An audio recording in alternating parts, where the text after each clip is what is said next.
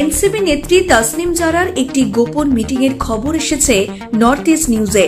অনেকেই মনে করছেন গোয়েন্দা নজরদারিতে থাকার কারণে যে গল্পটি কক্সবাজারে সম্পূর্ণ হয়নি সেটাকে নেপালে সফল করতে পারলেন তাসনিম জারা। এই রহস্যটিকে বেশি করে দানা বাঁধছে এই কারণে যে খবর প্রকাশের পরপরই বাংলাদেশ থেকে নর্থ ইস্ট নিউজের পোর্টালটি দেখা যাচ্ছে না, সম্ভবত এটিকে বন্ধ করে দেওয়া হয়েছে। ওই নিউজে দাবি করা হয়েছে তাসনিম জারা গত 17 আগস্ট কাঠমান্ডু যান। সেখানে যুক্তরাষ্ট্রের পররাষ্ট্র মন্ত্রণালয়ে ব্যুরো অফিসের সিনিয়র কর্মকর্তা এরিক মেয়রের সঙ্গে বৈঠক করেন, যিনি দক্ষিণ এবং মধ্য এশিয়ার বিশেষ করে বাংলাদেশ, পাকিস্তান, নেপাল এবং ভারতের জন্য দায়িত্বপ্রাপ্ত। বাংলাদেশের কবি চিন্তক ফরহাদ মাজার বলেন, 5 আগস্ট হাসিনা সরকারের পতনের পর দেশের ক্ষমতা গিয়েছে যমুনাতে, আর যমুনা পরিচালিত হয় মার্কিন দূতাবাসের দ্বারা। আর বরাবরই বাংলাদেশে ভোট আসলে মার্কিন দূতাবাসের তৎপরতা বেড়ে যায়। যারা তাদের কথা মতো চলবে তারাই থাকবে ক্ষমতায়। অন্যথায় কি হয়, হাসিনা সরকারই তো তার বড় উদাহরণ। বাংলাদেশের একটি নিরাপত্তা সূত্রের বরাত দিয়ে নর্থ ইস্ট নিউজে বলা হয়েছে, তাসনিম জারার নেপাল সফরটি অত্যন্ত গোপনীয় এবং মার্কিন কর্মকর্তাদের পক্ষ থেকেও এই বিষয়টিকে গোপন রাখার কথা বলা হয়েছে। তবে তাসনিম জারা যে ফ্লাইটে কাঠমান্ডু গিয়েছেন তার বিস্তারিত দিয়ে খবরটি প্রকাশ করা হয়েছে। ওই খবরে আরও বলা হয়েছে যে তার সহযাত্রী ছিলেন আরও 2 জন।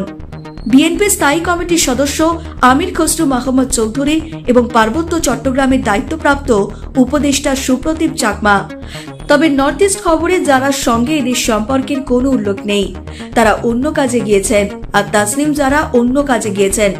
অনুমান করা যায় তাসনিম জারার কাজটি হলো কক্সবাজারে যে বৈঠকটি সম্পূর্ণ করা যায়নি সেটা সম্পূর্ণ করা।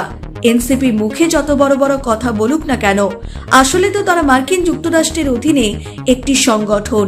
তাদের এজেন্ডা বাস্তবায়িত করার জন্যই অর্থ এবং অস্ত্রের সহযোগিতা পেয়েছিল। এখন তো তাদের দায়বদ্ধতা তারা অস্বীকার করতে পারে না।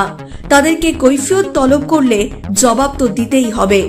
এখন যদি ছাত্ররা বেঁকে বসে যে তারা মার্কিন প্রভুদের হুকুম মানবে না, তাহলে তাদের প্ল্যান বি অথবা প্ল্যান সি কাজে লাগাতে হবে। এর আগে যখন তারা কক্সবাজারে গিয়েছিল তখন তাদের নিয়ে অনেক সমালোচনা হয়েছিল, যার মধ্যে তাদেরকে দল থেকে শোকজের নোটিশ ধরানো হয়েছিল যে তারা দলকে না জানিয়ে কেন বিশেষ গুরুত্বপূর্ণ দিনে 5 জন কক্সবাজারে গেলেন। তারা তার উত্তর দিয়েছিল এবং জানিয়েছিল যে তারা দলকে জানিয়ে গিয়েছে, সেটাই স্বাভাবিক। তারা দলের কাজে গিয়ে দলের থেকে শোকজের নোটিশ পাবে সেটা তো ঠিক না।